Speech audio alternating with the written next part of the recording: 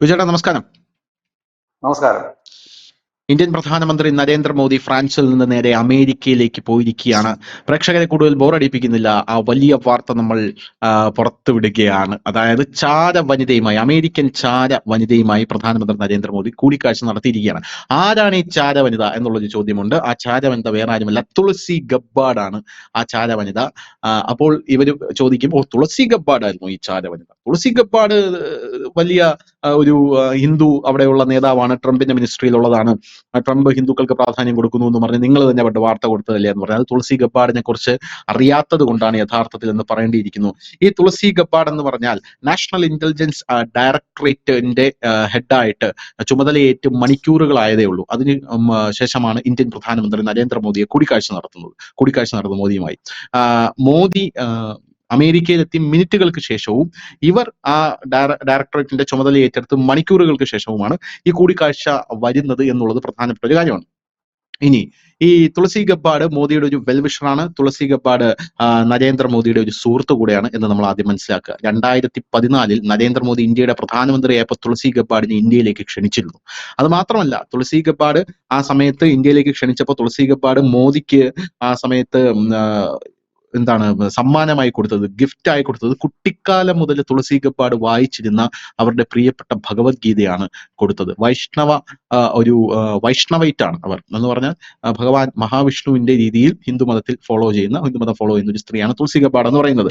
ഈ national intelligence directorate മേധാവിയായിട്ട് അവർ ചുമതല ഏൽക്കുന്നു എന്ന് പറയുമ്പോൾ നമ്മൾ എടുത്തു പറയേണ്ട ഒരു കാര്യം എന്ന് പറഞ്ഞാൽ, CIA, national security of America എന്നിങ്ങനെയുള്ള 18 ഇന്റലിജൻസ് ഏജൻസികളുടെ മേൽനോട്ടമുള്ള ക്യാബിനറ്റ് ലെവൽ ഉദ്യോഗസ്ഥയാണ് തുളസി ഗബ്ബാർഡ് എന്നുള്ളതാണ് നമ്മൾ പ്രധാനമായിട്ടും എടുത്തു കാണേണ്ടത്. ചെറിയ പദവിയല്ല കിട്ടിയിരിക്കുന്നത്.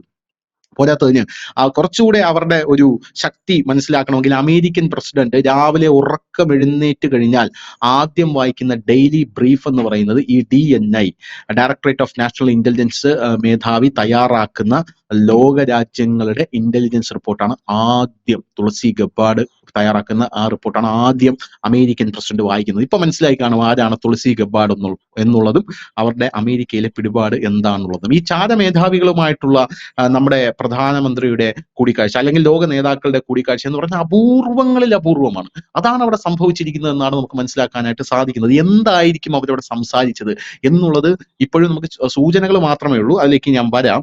അപ്പോൾ അങ്ങനെ ഇരിക്കുന്ന ഒരു സാഹചര്യത്തിൽ തുളസി ഗബ്ബാർഡ് അവിടെ എത്തുന്നു. പോരാത്തതിന് നമ്മുടെ LK അദ്വാനി ഇന്ത്യയുടെ ആഭ്യന്തരമന്ത്രിയായിരുന്ന ആ കാലഘട്ടം മുതൽ 2002 മുതൽ അമേരിക്കയുമായിട്ട് LK അദ്വാനിയുടെ പ്രയത്നങ്ങളുടെ ഫലമായിട്ട് ഈ ഡെയിലി ബ്രീഫ് ഉണ്ടല്ലോ, നമ്മൾ വായിക്കുന്നു എന്ന് പറഞ്ഞ നേരെ അമേരിക്കൻ പ്രസിഡന്റ്, അതിന്റെ ഒരു പൂർണ്ണമായിട്ടുള്ള എന്ന് പറഞ്ഞാൽ ഇത് മുഴുവനായിട്ടും ഓരോ ദിവസത്തെയും കോപ്പി ഉണ്ടല്ലോ. ഇപ്പൊ 30 ദിവസമുള്ള ഡെയിലി ബ്രീഫ് പൂർണ്ണമായിട്ടും ക്രോഡീകരിച്ച് അതിന്റെ ഒരു റിപ്പോർട്ട് നമ്മുടെ ഏജൻസികൾക്ക് വിരുദ്ധ നൽകും എന്നുള്ളൊരു സാഹചര്യം കൂടെ, ഒരു കരാർ കൂടെ കൊണ്ടുവന്നിട്ടുണ്ട്. അപ്പോ വലിയ ഒരു കൂടിക്കാഴ്ചയാണ്, വമ്പൻ നീക്കമാണ് അവിടെ നടന്നിരിക്കുന്നത് എന്നുള്ള കാര്യത്തിൽ തർക്കമില്ല. ബിജുചേട്ടാ, എന്തൊക്കെയാണ് അവിടെ സംസാരിച്ചിരിക്കുന്നത്? എന്താണ് ഇന്ത്യ കരുതുന്നത്? എന്താണ് മോദിയുടെ നീക്കം?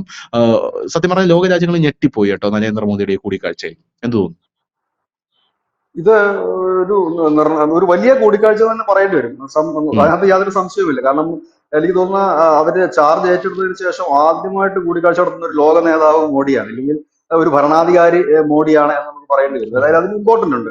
നമ്മുടെ രാജ്യത്തെ കഴിഞ്ഞ കുറെ നാളുകളായി നമ്മൾ ഈ സാമ്പത്തിക രംഗത്ത് നമ്മളൊരു കുതിപ്പ് നടത്തുന്നു എന്ന് പറയുമ്പോഴും വികസനത്തിന്റെ കാര്യങ്ങൾ നമ്മൾ പറയുമ്പോഴും അതിനോടൊപ്പം ചേർത്ത് വായിക്കപ്പെടേണ്ട ഒന്നാണ് രാജ്യത്തിന്റെ സുരക്ഷ.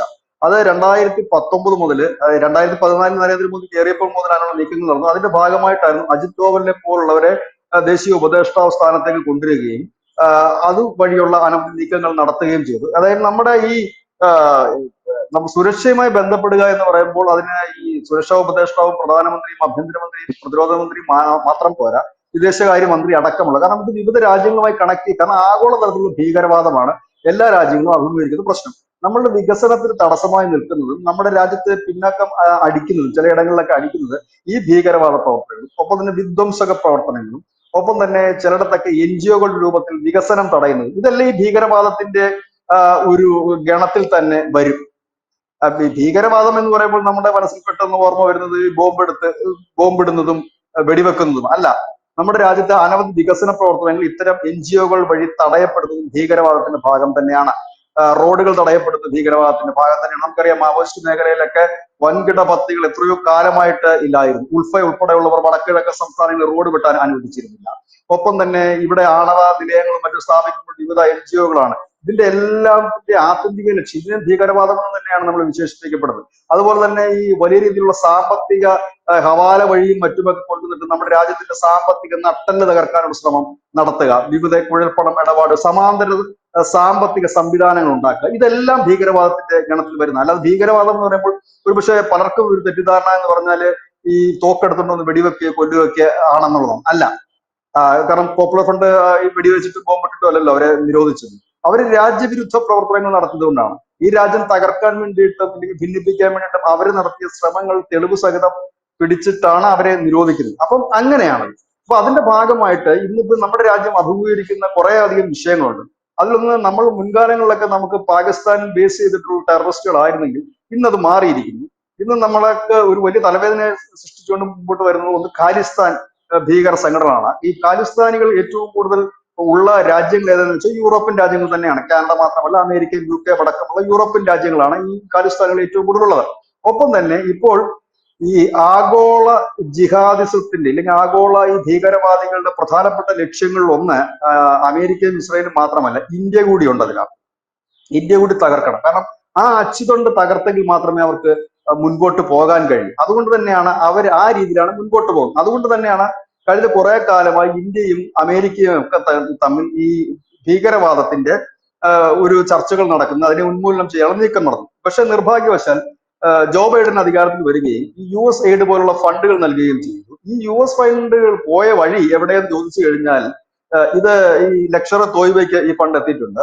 നമ്മുടെ നാട്ടിലെ ഈ പോപ്പുലർ ഫണ്ട് അടക്കമുള്ള സംഘടനകൾക്ക് ഈ ഫണ്ട് എത്തിയിട്ടുണ്ട്. അങ്ങനെ ഒരേ സമയം തന്നെ മാധ്യമങ്ങൾക്ക് മാത്രമല്ല ഭീകരവാദ സംഘടനകൾക്കും ഈ ഫണ്ടുകൾ എത്തിയിട്ടുണ്ട്. എന്തുകൊണ്ടാണ് ട്രംപ് ഇതിനെതിരായത് എന്ന് ചോദിച്ചു കഴിഞ്ഞാൽ ട്രംപിനെ തന്നെ നശിപ്പിക്കാൻ ഈ ഫണ്ട് ഉപയോഗിച്ചിട്ടുണ്ട് ബൈഡന്റെ ഭരണകാലത്ത് എന്നുള്ളത് തന്നെയാണ് ഇതിന്റെ ഏറ്റവും വലിയ പ്രാധാന്യം.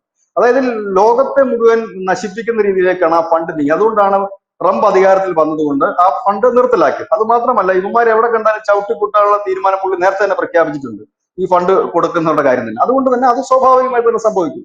അപ്പോഴാണല്ലോ ഈ റിപ്പോർട്ടുകൾ പുറത്തു വരുന്നത്. നമ്മൾ ഇന്നലെ ചർച്ച ചെയ്തതും നമ്മൾ പുറത്തു വിട്ടതുമായ റിപ്പോർട്ട്, മാധ്യമങ്ങൾ പണം വാങ്ങി എന്നുള്ള റിപ്പോർട്ടൊക്കെ പുറത്തു വരുന്നത് എങ്ങനെയാണ്?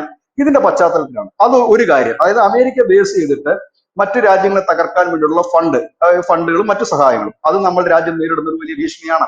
രണ്ടാമത്തത് ഖാലിസ്ഥാൻ ഭീകരവാദികൾ നടത്തുന്ന ഭീഷണി, അത് നമ്മുടെ രാജ്യം നേരിടുന്ന ഒരു വലിയ ഭീഷണിയാണ്. മൂന്ന്, ഈ ടെറർ ഗ്രൂപ്പുകളുടെ, അതായത് അഫ്ഗാനിസ്ഥാൻ ബേസ് ചെയ്തിട്ട് വരുന്നതും ഒക്കെ ആയിട്ടുള്ള, അതായത് അഫ്ഗാനിസ്ഥാനായിട്ട് വിടുന്നതല്ല, പകരം ഈ പാകിസ്ഥാൻ. അതുകൊണ്ട് തന്നെ കഴിഞ്ഞ കുറെ കാലമായി ഇന്ത്യയുടെ നയതന്ത്ര ബന്ധം രണ്ട് രീതിയിലാണ്. ഒന്ന്, നമ്മൾ വ്യാപാര നയതന്ത്ര ബന്ധത്തിൽ നമ്മൾ ശ്രദ്ധ പുലർത്തുന്നതോടൊപ്പം തന്നെ പാരലായിട്ട് ജയശങ്കർ, അജിത് ഡോവൽ തുടങ്ങിയവരെ വെച്ചുകൊണ്ട് നമ്മൾ ഇത്തരത്തിലുള്ള നയതന്ത്രങ്ങൾ നടത്തുന്നു. നമുക്കറിയാം, മുൻകാലങ്ങളിൽ ഒന്നും നമ്മൾ കേട്ടുകേൾവി പോലുമില്ലാത്ത കാര്യങ്ങൾ ഇപ്പോൾ നടക്കുന്നത്. റഷ്യൻ പ്രസിഡന്റുമായിട്ട് അജിത് ഡോവലാണ് കൂടിക്കാഴ്ച നടത്തുന്നത്. ഏതെങ്കിലും രാജ്യത്ത് ഇത് കേട്ടുകേൾവിയുണ്ടോ? ഏതെങ്കിലും രാജ്യത്തിന്റെ മുഖ്യ ഉപദേഷ്ടാവ് അവിടുത്തെ ഭരണത്തലവനെ ചർച്ച നടത്തുന്ന കൂടിക്കാഴ്ച നടത്തുന്നത് നമ്മളാരും ഇതുവരെ കണ്ടിട്ടും വായിച്ചിട്ടുമില്ല. അപ്പോ പോയി ചർച്ച നടത്തുന്നു. അതും വെറും ചർച്ചയല്ല, ഈ വളരെ അടുത്ത, അതായത് ഒരു മാസത്തിൽ ഒരു തവണയെങ്കിലും ഫോണിൽ സംസാരിക്കുന്നു.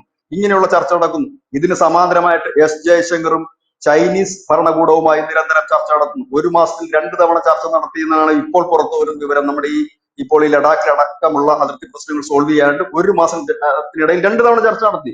ഇതൊക്കെ ലോകരാജ്യങ്ങളിൽ നേതാക്കന്മാർ ചർച്ച നടത്തുക എന്ന് പറയുമ്പോൾ നമുക്കറിയാം അതിനൊക്കെ നേരത്തെ തന്നെ ടൈമും കാര്യങ്ങളൊക്കെ ഫിക്സ് ചെയ്തിട്ടാണെങ്കിൽ ഇത് അങ്ങനെ അല്ല.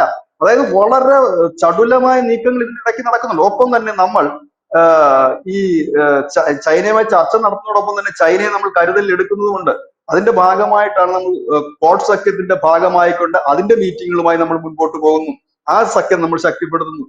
മറ്റൊരു കാര്യം എന്ന് വെച്ചാൽ, ഇപ്പോൾ ഗദ്ദാർ തുറമുഖം ചൈനയ്ക്ക് പാകിസ്ഥാൻ നൽകുന്നതിന് തൊട്ട് പിന്നാലെ നമ്മൾ ഇറാന്റെ ചബാർ തുറമുഖം നോക്കി നടത്തിപ്പിനായി നമ്മൾ തന്നിരിക്കുന്നു. അപ്പം നമ്മൾ ഇറാനുമായും അഫ്ഗാനുമായും റഷ്യയുമായിട്ടും വളരെ അടുത്ത ബന്ധം സ്ഥാപിക്കുകയും ചൈനയുമായിട്ട് ഒരു തർക്കം ഇല്ലെങ്കിൽ സംഘർഷത്തിന്റെ ഒരു പാത ഒന്ന് സോൾവ് ചെയ്യാൻ വേണ്ടി നമ്മൾ ശ്രമിക്കുകയും ചെയ്യുന്നു. ഇതിനോടൊപ്പം തന്നെ അമേരിക്കയുമായി നമ്മൾ മികച്ച ബന്ധം കാത്തു സൂക്ഷിക്കാൻ ശ്രമിക്കുന്നു. കാരണം അതിന് ഒരുപാട് റീസൺസ് നമുക്കുണ്ട്. ഒന്ന്, ഖാലിസ്ഥാൻ കാരന്മാരെ വേരോടെ പിഴുതെറിയണമെന്നുണ്ടെങ്കിൽ യൂറോപ്യൻ രാജ്യങ്ങളുടെ സഹായം നമുക്ക് കൂടിയേ തീരും.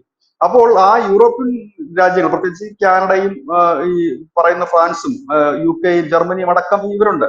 അപ്പൊ ഇവരെ തൂത്തെറിയണമെങ്കിൽ അവരുടെ ഒരു സഹായമാണ്. പ്രത്യേകിച്ച് അമേരിക്കൻ പ്രസിഡന്റ് ഡൊണാൾഡ് ട്രംപിന്റെ ഒരു സഹായം ഇതിന് കൂടിയേ തീരും. കാരണം നാറ്റോയുടെ തല എന്ന് പറയുന്നത് അമേരിക്കയാണ്. അമേരിക്ക ഒരു വലിയ ശക്തി തന്നെയാണ് എല്ലാ തരത്തിലും, ഫണ്ടിങ്ങിന്റെ കാര്യത്തിലായാലും ആയുധത്തിന്റെ കാര്യത്തിലായിരുന്നൊക്കെ. അതേസമയം തന്നെ കാനഡയിലുള്ള ഖാലിസ്ഥാനികളെ കൊന്നു കൊലവിളിക്കാനായിട്ട് നമ്മൾ റഷ്യൻ ചാര സംഘടനയുടെ സഹായം തേടുന്നു എന്നാണ് കനേഡിയൻ മാധ്യമങ്ങൾ പറയുന്നത്, നമ്മൾ പറയുന്നതല്ല. കാനഡയുടെ മാധ്യമങ്ങൾ പറയുന്നത് അങ്ങനെയാണ്. റഷ്യൻ ചാര സംഘടനയാണ് ഇവിടെയുള്ള ഖാലിസ്ഥാനികൾ എവിടെയൊക്കെ ഉണ്ടെന്ന് അറിയിക്കുന്നത്. ഇതും വെച്ചിട്ടാണ് അവിടെയുള്ള അജ്ഞാതന്മാർ ഇവരുടെ പണി തീർക്കുന്നതെന്നാണ് പറയുന്നത്. റോയും റഷ്യൻ ചാര സംഘടനയും ചേർന്നാണ് ഈ പ്രവർത്തനം മുൻപോട്ട് കൊണ്ടുവന്നത്. അവിടെയാണ് ഇപ്പോൾ ഈ തുളസി ഗബർഡുമായിട്ട് നമ്മുടെ പ്രധാനമന്ത്രി നടത്തുന്ന ഈ ചർച്ചയ്ക്ക് വലിയ പ്രാധാന്യമുണ്ട്. അതിൽ ഒന്നെന്ന് പറഞ്ഞാൽ ഈ ആഗോള ടെററിസ്റ്റ് തടയുക എന്നുള്ളത് തന്നെയാണ് പ്രത്യേകിച്ച്. അത് ഒരു വിഷയം. രണ്ടാമത്തെ ഒരു വിഷയം ബംഗ്ലാദേശിൽ നടക്കുന്ന ഈ പ്രവർത്തനങ്ങൾ. ഇപ്പൊ ബംഗ്ലാദേശിന്റെ വിഷയം ഏത് രീതിയിലായി മാറിയെന്ന് ചോദിച്ചാൽ, പാകിസ്ഥാനിൽ നടക്കമുള്ള ടെറർ ഗ്രൂപ്പുകൾ അനവധി ഇപ്പൊ ബംഗ്ലാദേശിലേക്ക് എത്തി തുടങ്ങിയിട്ടുണ്ട്. അവർ ഈ ഇന്ത്യൻ അതിർത്തികൾ ഉണ്ടാക്കാൻ പോകുന്ന പ്രശ്നങ്ങൾ, ഇല്ലെങ്കിൽ അവർ ബംഗ്ലാദേശ് വഴി ഇന്ത്യയിലേക്ക് നുഴഞ്ഞു കയറി ഉണ്ടാക്കാൻ പോകുന്ന പ്രശ്നങ്ങൾ, ഇപ്പോൾ ഇന്ത്യ ഇപ്പോൾ ഉടൻ സഡനായി ചെയ്യാൻ പോകുന്ന ഒരു വലിയ നീക്കമുണ്ട്. അതിന്റെ ഭാഗമായിട്ട് തന്നെ ഒരു വലിയ ബില്ല് ഈ അടുത്ത ദിവസങ്ങൾ, ഒരുപക്ഷെ എനിക്ക് തോന്നുന്നു മാർച്ച് 10 to April 4 ആണ് നമ്മുടെ അടുത്ത സെഷൻ. അതായത് അടുത്ത മാസം 10 തൊട്ട് ഒരു മാസക്കാലം അടുത്ത സെഷനിൽ നമ്മൾ ഈ കുടിയേറ്റക്കാർക്കെതിരെ നിയമം കർശനമായിക്കൊണ്ട് വലിയ ബില്ല് വരുന്നുണ്ട്. അതിന്റെ ഭാഗമായിട്ട് നമ്മൾ കുറച്ചധികം പേരെ ഇവിടുന്ന് അടിച്ച് പുറത്താക്കാൻ പോവുകയാണ്. ഈ പുറത്താക്കുക എന്ന് പറഞ്ഞു കഴിഞ്ഞാൽ അത് വലിയ ടെൻഷൻ നിറഞ്ഞ ജോബാണ്. അടിച്ച് പുറത്ത് കളയുക എന്ന് പറഞ്ഞു. കുടിയേറ്റക്കാരെ പുറത്ത് ആക്കുക എന്ന് പറഞ്ഞാൽ അവരെ പിടികൂടണം, അവരെ വിചാരണ ചെയ്യേണ്ടതായിട്ടുണ്ട്. ഇതൊക്കെ വളരെ വേഗത്തിൽ പൂർത്തിയാക്കേണ്ടതാണ്. ഇതിന്റെ കാര്യങ്ങളും മറ്റുമൊക്കെ അയൽ രാജ്യങ്ങൾക്ക്, അവരെ എങ്ങോട്ടേക്കാണ് വിടുന്ന ആ രാജ്യങ്ങൾക്ക് കൊടുക്കേണ്ടതുണ്ട്, അവർ അംഗീകരിക്കേണ്ടതുണ്ട്. അങ്ങനെ വലിയ രീതിയിൽ തന്നെ ഇങ്ങനെ ഒരു പുറത്താക്കൽ ആരംഭിക്കുമ്പോൾ തന്നെ നമ്മുടെ രാജ്യത്ത് അത് ചില പ്രശ്നങ്ങൾ സൃഷ്ടിക്കും എന്നുള്ള കാര്യത്തിൽ യാതൊരു തർക്കവുമില്ല. കാരണം 1-2 പേരെയല്ല പുറത്താക്കേണ്ടത്, ഏതാണ്ട് 2 കോടിയിലധികം അനധികൃത കുടിയേറ്റക്കാർ. അപ്പൊ അവരെ പുറത്താക്കാൻ തുടങ്ങുമ്പോൾ തന്നെ വിവിധ രാഷ്ട്രീയ പാർട്ടികൾ ഇതിനെതിരെ രംഗത്ത് വരും, വിവിധ NGO-കൾ ഇതിനെതിരെ രംഗത്ത് വരും, പലരും ഒളിഞ്ഞും തെളിഞ്ഞും ഇതിനെ സഹായിക്കുകയും മറ്റും ചെയ്യും. ഈ ഒരു അവസരം മുതലെടുത്തുകൊണ്ട് ഇന്ത്യക്കെതിരെ പണിയാനിരിക്കുന്ന തീവ്രവാദ സംഘടനകൾ ഇവരെ അതിനു വേണ്ടിയിട്ട് ഈ ആളിക്കത്തിക്കാനുള്ള ശ്രമങ്ങൾ നടക്കും. അത് ബംഗ്ലാദേശിൽ മാത്രമല്ല, പാകിസ്ഥാനിൽ ആ ശ്രമം നടക്കും. ഒപ്പം തന്നെ ഈ ഇന്ത്യയിൽ തന്നെ അതിനുള്ള ശ്രമങ്ങൾ നടക്കും. ഇതിനെ നേരിടാൻ ഇന്ത്യക്ക് ഒരു വലിയ ഇന്റലിജൻസ് സംവിധാനങ്ങളുടെ സഹായങ്ങൾ ആവശ്യമാണ്. ഒപ്പം തന്നെ മറ്റു രാജ്യങ്ങളുടെ സഹായവും ആവശ്യമാണ്. ഇപ്പോൾ നമ്മൾ ഈ കുടിയേറ്റക്കാരെ പുറത്താക്കുന്നതിന് നമ്മൾ 100% അംഗീകരിക്കുന്നതിന്റെ കാരണം നമ്മുടെ രാജ്യത്ത് അത് തുടങ്ങി വെച്ചിരിക്കുകയാണ്. ആ പരിപാടി, ആ പ്രക്രിയ തുടങ്ങിക്കഴിഞ്ഞിരിക്കുന്നു. ഇനി ഒരു മാസ്സായിട്ടുള്ള ഒരു മൂവ്മെന്റ് ആണ് ഇനി നടക്കാൻ പോകുന്നത്. അതിന്റെ ഭാഗം കൂടി ആയിട്ടാണ് ഇപ്പോൾ ഈ ധൃതി പിടിച്ചിട്ടുള്ള ഒരു നീക്കം. ഇന്ത്യയെ സംബന്ധിച്ച് ഇന്ത്യ ഒരുമാതിരിപ്പെട്ട ലോകരാജ്യങ്ങളുമായിട്ടെല്ലാം തന്നെ ഇത്തരത്തിലൊരു ബന്ധം നമ്മൾ സ്ഥാപിച്ചു. റഷ്യയുമായിട്ട് നമുക്ക് ഇതുപോലെ തന്നെ ഇന്റലിജൻസ് റിപ്പോർട്ട് കൈമാറുന്ന ആ രീതി പണ്ട് മുതലേ ഉണ്ടായിരുന്നു. റഷ്യ നമുക്ക് ഏറ്റവും കൂടുതൽ നമ്മുടെ കൂടെ നിൽക്കാറുള്ളതും നമ്മളെ സഹായിച്ചിട്ടുള്ളതുമായ ഒരു രാജ്യം റഷ്യ തന്നെയാണ്. അവരുടെ ഇന്ത്യൻ സംവിധാനം നമ്മൾ ഉപയോഗിക്കാറുണ്ട്. ഒപ്പം തന്നെ അമേരിക്ക പോലുള്ള രാജ്യങ്ങളുടെ ഇന്ത്യൻ സംവിധാനം നമ്മൾ ഉപയോഗിക്കാറുണ്ട്. പക്ഷെ അതിനൊക്കെ ഈ ഭരണാധികാരികൾ മാറി വരുമ്പോൾ കോട്ടം തട്ടുന്നതിന് ശേഷം ഈ ബൈഡൻ വരുമ്പോൾ എടുക്കുന്ന സമീപനമായിരിക്കില്ല ഇപ്പോൾ ട്രംപ് വരുമ്പോൾ എടുക്കുന്നത്. അതാണ് അതിന്റെ ഒരു ചെറിയ വ്യത്യാസം. ഇപ്പോൾ നമുക്ക് അവിടുത്തെ ഡെയിലി ബ്രീഫിന്റെ ഡീറ്റെയിൽസ് നമുക്ക് കിട്ടും എന്ന് പറയുമ്പോൾ ബൈഡൻ തരുന്ന ഒരു ഡീറ്റെയിൽസ് ആയിരിക്കില്ല ട്രംപ് തരുന്നത്. രണ്ടു കൂട്ടർക്കും അമേരിക്ക തന്നെയാണ് മുഖ്യം, ഇന്ത്യ സഹായിക്കൽ അല്ലെങ്കിൽ പോലും അതിന് വ്യത്യസ്തത ഉണ്ടാകും. ഇപ്പോൾ ഇന്ത്യയുടെ മുമ്പിൽ പ്രധാനമായി അഭിമുഖീകരിക്കുന്ന പ്രശ്നം ഒന്ന് ബംഗ്ലാദേശിന്റെ പ്രശ്നമാണ്. ബംഗ്ലാദേശ് അതിർത്തിയിൽ രൂപപ്പെടുന്ന പുതിയ പുതിയ ചില തുരുത്തുകളുണ്ട്. അതായത് ഈ ടെറർ ഗ്രൂപ്പുകളുടെ തുരുത്തുകളുണ്ട്. പാകിസ്ഥാൻ അവിടെ കേന്ദ്രീകരിച്ചുകൊണ്ട് ഇതുപോലെയുള്ള വിധ്വംസക പ്രവർത്തനം നടത്താൻ സാധ്യതയുണ്ട്. ഒരുപക്ഷെ ചൈനയുടെ ഹെൽപ്പ് അവർക്ക് കിട്ടിയേക്കാം. ഒന്ന്. രണ്ടാമത്തെ കാര്യം എന്ന് വെച്ചാൽ നമ്മുടെ മണിപ്പൂർ അടക്കമുള്ള നമ്മുടെ മ്യാൻമാറിന്റെ ബോർഡർ ഉണ്ട്, അത് ഇന്ത്യക്ക് സുരക്ഷിതമാക്കിയേ കഴിയും. ഒപ്പം ചൈനയുമായിട്ട് നമ്മൾ ഡയലോഗ്സുകൾ നടക്കുന്നുണ്ട്. അത് നയതന്ത്ര തലത്തിൽ പൂർത്തിയാക്കേണ്ട ഒരു കാര്യമാണ്, സൈനിക തലത്തിലല്ല, ഇതുപോലെ ഇന്റലിജൻസ് തലത്തിലല്ല. മറ്റൊന്ന് നമ്മുടെ സമുദ്ര രംഗത്ത് ഈ നമ്മളിപ്പോ ഒരു വലിയ പവറായിക്കൊണ്ടിരിക്കുന്നു, അതൊരു വിഷയം. ഇനി അമേരിക്കയെ സംബന്ധിച്ചും അനവധി വിഷയങ്ങളുണ്ട്. തായ്വാന്റെ വിഷയം കിടക്കുന്നു. തായ്വാനിലേക്ക് അവിടെ വാർഷിപ്പുകൾ എത്തിക്കൊണ്ടിരിക്കുന്നു എന്നുള്ള വാർത്തകൾ വരുന്നു. അങ്ങനെ വരുമ്പോൾ സ്വാഭാവികമായി അവരെ സംബന്ധിച്ചും ഇന്ത്യയുടെ ഹെൽപ്പ് അനിവാര്യമാണ്. ഒരു attack, China America Taiwan attack നടക്കുകയാണെങ്കിൽ സമുദ്രമായിരിക്കും യുദ്ധമേഖല, കരയായിരിക്കില്ല. കരയുദ്ധം നടത്താനായിട്ട് തായ്വാൻ ചെറിയ രാജ്യമാണ്, അവിടെ ആയിരിക്കില്ല യുദ്ധം, കടലിലാണ് യുദ്ധം നടക്കുന്നത്. ആ കടലിൽ ഇന്ന് ഇന്ത്യ ഒരു നാവിക ശക്തി തന്നെയാണ്, പ്രത്യേകിച്ച് കോഡ് സഖ്യത്തിന്റെ ഭാഗമാണ്. ഇതൊക്കെ വളരെ നിർണായകമായ കാര്യമാണ്. ഇതൊക്കെ തന്നെയാണ് ഇപ്പോൾ ഈ തിരക്ക് പിടിച്ച ഇത്തരം കൂടിക്കാഴ്ചകളുടെ കാര്യം. ഇത് വളരെ ഒരു ഇമ്പോർട്ടന്റ് എന്ന് തന്നെ പറയാം. ലോകത്ത് തന്നെ ഏറ്റവും വലിയ ചാര സംഘടന, ആ ചാര സംഘടനയുടെ തലവനെ ഒരു രാജ്യത്തിന്റെ എന്താണ് പറയുന്നത്, ഭരണാധികാരി പ്രധാനമന്ത്രി തന്നെയാണ് പോയി നേരിട്ട് കണ്ട് ചർച്ച നടത്തുന്നത്. ആ ചർച്ച വെറും ഒരു ചർച്ചയല്ല, വെറും ഒരു ഷെയ്ക്ക് ഹാൻഡ് കൊടുത്ത് മാറുന്ന ഒരു ചർച്ച ഒരിക്കലും ആയിരിക്കില്ല. കാരണം അതിന്റെ ആവശ്യം ഇല്ല. അങ്ങനെ ഒരു ഔപചാരികമായ ചർച്ചയാണെന്നുണ്ടെങ്കിൽ ഏതെങ്കിലും മീറ്റിംഗ് സ്ഥലത്ത് വെച്ചിട്ട് ഹായ് പറയുകയോ ഇല്ലെങ്കിൽ ഷെയ്ക്ക് ഹാൻഡ് നൽകുകയാണ് സാധാരണ പതിവ്. ഇത് മാറി ചർച്ചയാണ് നടന്നിരിക്കുന്നത്. ഇതിന് വലിയ ഇമ്പോർട്ടന്റ് ഉണ്ട്. അതിൽ പ്രധാനമായി ഉയർന്നു വരുന്നത് ഒന്ന് ഖാലിസ്ഥാൻ വിഷയമായിരിക്കാം, രണ്ട് ബംഗ്ലാദേശിന്റെ വിഷയമായിരിക്കാം, മറ്റൊന്ന് ഈ രാജ്യത്തേക്ക് അമേരിക്ക കേന്ദ്രീകരിച്ച് നടത്തുന്ന കുറെ ഫണ്ടിങ്ങും കാര്യങ്ങളുണ്ട്. അതെന്തായാലും ചർച്ചയാകാതിരിക്കില്ല. ഈ മൂന്ന് കാര്യങ്ങളിലും നമ്മളുടെ ഒരു നിലപാട് തന്നെയാണ് അമേരിക്കയ്ക്കും ഉള്ളത്. ഡൊണാൾഡ് ട്രംപിനും ആ നിലപാട് തന്നെയാണുള്ളത്. അതുകൊണ്ട് തന്നെയാണ് ഈ ചർച്ചയ്ക്ക് വളരെ ഇമ്പോർട്ടന്റ് നമുക്ക് ഉള്ളത് എന്ന് നമുക്ക് പറയേണ്ടി വരും. ഞാൻ പറഞ്ഞില്ല, ഇന്ത്യ ഒരു വലിയ ഓപ്പറേഷൻ തയ്യാറെടുക്കുകയാണ് നമ്മുടെ രാജ്യം. അതിന്റെ ഭാഗമായിട്ട് തന്നെ ബംഗ്ലാദേശികൾ ഉൾപ്പെടെ അന്ധങ്ങളുടെ കുടിയേറ്റക്കാരെ പുറത്താക്കുക. അതുകൊണ്ടാണ് ഇപ്പൊ ഈ പുതിയ ബില്ല് വരുന്നത്. ഈ ബില്ല് വന്നു കഴിഞ്ഞാൽ വളരെ ഒരു സ്ട്രോങ് ആയിട്ടൊരു ബില്ലാണ് വരുന്നത്. അതെന്ത് തന്നെ ഈ കൂടിക്കാഴ്ച വലിയ ഇമ്പോർട്ടന്റ് ആണ്. ഒരുപക്ഷെ മലയാള മാധ്യമങ്ങളിൽ ഈ കൂടിക്കാഴ്ചയുടെ ഒരു വിവരവും നൽകിയതായിട്ട് നമ്മൾ കാണുന്നില്ല. വളരെ ഇമ്പോർട്ടന്റ് ആയിട്ടൊരു കൂടിക്കാഴ്ചയാണ്. നമ്മുടെ രാജ്യത്തിന്റെ ഒരു വലിയ ചുവടുവയ്പ്. അമേരിക്കയെ സംബന്ധിച്ച് അവരുടെ ചരിത്രത്തിൽ തന്നെ അവരുടെ ഈ ഇന്റലിജൻസ് മേധാവിയായി സ്ഥാനം ഏറ്റെടുത്ത ഒരാള് ഇതിനൊരു രാഷ്ട്രത്തലവരുമായി ചർച്ച നടത്തുന്ന ഇതാണ്. പക്ഷെ യൂറോപ്യൻ കൺട്രീസിലെ ഭരണാധികാരികളുമായിട്ടൊക്കെ ഇവർ ചർച്ചയും കൂടിക്കാഴ്ച നടത്താറുണ്ട്. അതുപോലെ അല്ലല്ലോ ഇന്ത്യയുമായിട്ടുള്ള ചർച്ച. ഇന്ത്യ അവരുടെ ഒരു സർക്കിളിൽ പെടാത്ത അവരുടെ സഖ്യകക്ഷി അല്ല. സഖ്യകക്ഷി രാജ്യങ്ങളെ ഇതായിട്ട് കാണാറുണ്ട്. അതൊരു ഉദ്യോഗതല ചർച്ച പോലെ തന്നെ അതിനെ കണ്ടാൽ മതി. പക്ഷെ ഇത് അങ്ങനെയല്ല. ഇതിന് ലോകം ശ്രദ്ധിക്കുന്ന ഒരു ചർച്ചയാണെന്ന് നമുക്ക് പറയേണ്ടി വരും. കാരണം ലോകത്തെ ഏറ്റവും വലിയ ചാരസംഘടന ഇന്ത്യൻസ് മേധാവിയുമായിട്ടാണ് ഇന്ത്യൻ പ്രധാനമന്ത്രി കാണുന്നത്. ഈ സാഹചര്യത്തിൽ നമ്മുടെ മുമ്പിൽ നിൽക്കുന്ന വെല്ലുവിളികൾ കൂടി ചേർത്ത് വായിക്കപ്പെടേണ്ടതുണ്ട്. കഴിഞ്ഞ ദിവസങ്ങളിലെല്ലാം അവിടുത്തെ ഈ സിഖുകാരുടെ ആരാധനാലയങ്ങൾ ഉൾപ്പെടെ റെയ്ഡ് നടന്നിരുന്നു എന്നുള്ളത് ഇതിനോടൊപ്പം ചേർത്ത് വായിക്കപ്പെടേണ്ടതാണ്. ഒപ്പം തന്നെ അമേരിക്കയിലൊക്കെയുള്ള ഈ ഇത് കണക്കുള്ള അനധികൃത കുടിയേറ്റക്കാരെ ഇനിയും പുറത്താക്കപ്പെടും. അങ്ങനെയുള്ള അനവധി കാര്യങ്ങൾ ഇതിനകത്തുണ്ട്. കാരണം ഇതിന്റെ റൂട്ടുകൾ അറിയണം. ഈ അനധികൃതമായി കുടിയേറിയവര് ഇവിടുന്ന് നടന്നങ്ങോട്ട് കയറിയതല്ല. ഇത്രയും റിസ്ക് ഒക്കെ എടുത്ത് അവർ അവിടെ എത്തിയതിന്റെ കാരണങ്ങൾ അറിയണം. ഇവിടെ ഫണ്ട് ചെയ്യുന്ന കാര്യങ്ങൾ അറിയണം. അങ്ങനെ അനവധി കാര്യങ്ങളുണ്ട്. ഇനി അനവധി റിപ്പോർട്ടുകൾ ഇതിന്റെ തൊട്ട് പിന്നാലെ പുറത്തു വരും. എനിക്ക് തോന്നുന്നത് ഒരു 2-3 ദിവസത്തിനുള്ളിൽ തന്നെ USAIDന്റെ ഫണ്ട് വാങ്ങി, ആ ഫണ്ട് വാങ്ങിയ മാധ്യമ പ്രവർത്തകരെ, ഒപ്പം തന്നെ സ്ഥാപനങ്ങള്, രാഷ്ട്രീയ പാർട്ടികള്, ഇവരുടെയൊക്കെ പേര് വിവരങ്ങൾ പുറത്തു വരുമെന്നാണ് നമ്മളൊക്കെ പ്രതീക്ഷിക്കുന്നത്. എന്തായാലും തുളസി ഗബ്ബാർഡുമായിട്ടുള്ള ഇന്ത്യൻ പ്രധാനമന്ത്രി നരേന്ദ്രമോദിയുടെ കൂടിക്കാഴ്ച അപൂർവങ്ങളിൽ അപൂർവമായിട്ടുള്ള ഒരു കൂടിക്കാഴ്ചയായിരുന്നു. US പ്രസിഡന്റിന്റെ ഗസ്റ്റ് ഹൗസ് ആയിട്ടുള്ള ബ്ലെയർ ഹൗസിൽ വെച്ചാണ് അവർ കൂടിക്കാഴ്ച നടത്തിയത് എന്നും മനസ്സിലാക്കാനായിട്ട് സാധിക്കുന്നു.